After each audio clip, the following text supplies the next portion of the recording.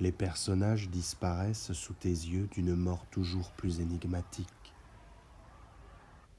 Au fond, ils n'ont jamais leur mot à dire, sont tous à la merci de l'écriture. Tu crains leur réincarnation sous d'autres formes, mettant psychose de leur âme dans d'autres mots, des mots plus forts, bien décidés à se faire justice. Pour en finir, tu décides de détruire ton bureau à coups de hache. Mets le feu aux morceaux de bois avant d'y jeter ton livre. Il s'enflamme d'un seul coup. À croire que chaque ligne est imbibée d'alcool. Tu restes bouche bée à écouter le bruit des flammes comme autant de cris, les cris des personnages brûlant d'une vengeance que tu ne leur accorderas jamais. La cheminée exhale des miasmes de mort, la mort des pages déjà écrites, des voix déjà oubliées. Un papillon de nuit vient se poser sur le lit de cendres encore fumant du feu qui doucement, tout doucement, s'éteint. Peut-être a-t-il pris la couleur chaude d'une braise brûlante pour une fleur de cheminée. Tu es saisi par la couleur du papillon entièrement noir, noir comme le kéza du petit homme qui t'a accompagné durant ta détention. Est-ce vous ? Le papillon semble te regarder droit dans ton âme. Est-ce vous qui ce soir venez me faire un signe alors qu'est en train de brûler le seul livre que vous avez épargné, la nuit de l'auto-da-fé ? Que cherchez-vous à me dire ? À ces mots, une des ailes s'accroche sur une braise et sans même se débattre. Le papillon noir se fige avant de brûler.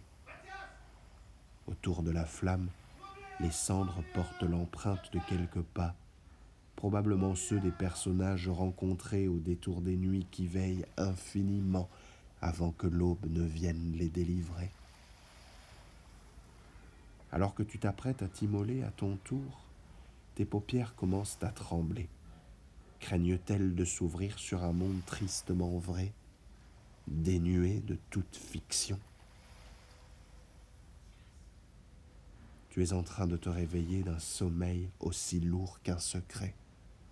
Sommeil de combien d'heures, de combien de jours, un coma de combien d'années ? Ça fait si longtemps que tu n'as plus vu le jour de si près. Tu es quelque peu désorienté, pour ne pas dire complètement perdu. Tu crois d'abord rêver de ton réveil, tu penses aussi être mort. Et puis tu réalises que tu es bien vivant, dans une chambre dont tu ne reconnais rien, ni la couleur des murs, ni le craquement du parquet, ni le bureau en bois. Pas même la bibliothèque remplie de livres dont tu ne connais ni les titres, ni les auteurs, ni même la langue dans laquelle ils sont écrits. Quelqu'un frappe brutalement à la porte. Mathias ! Tu demeures muet. La voix insiste. Mathias ! Réveille-toi ! Réveille-toi !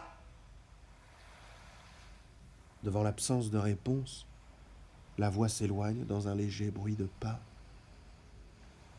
Tu te lèves sans un bruit, regardes à la fenêtre pour découvrir où tu t'es réveillé.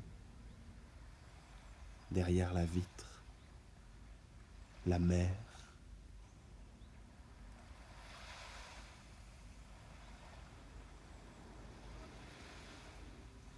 Tu observes longuement le mouvement des vagues, éternellement recommencé, tout comme ton écriture qui n'a cessé de revenir sur elle-même. Regarde, le sable est lisse, il ne porte que les empreintes de quelques pas disparus dans l'eau. Les derniers rayons du soleil écrasent la fenêtre de leur lumière. Tu ne vois presque plus la mer derrière. Tu aperçois ton reflet dans la vitre qui répète à haute voix le nom entendu auparavant, Mathias. Aussitôt prononcé, tu te reconnais l'espace d'un instant avant de disparaître aussitôt dans les vagues qui déferlent sur ton visage.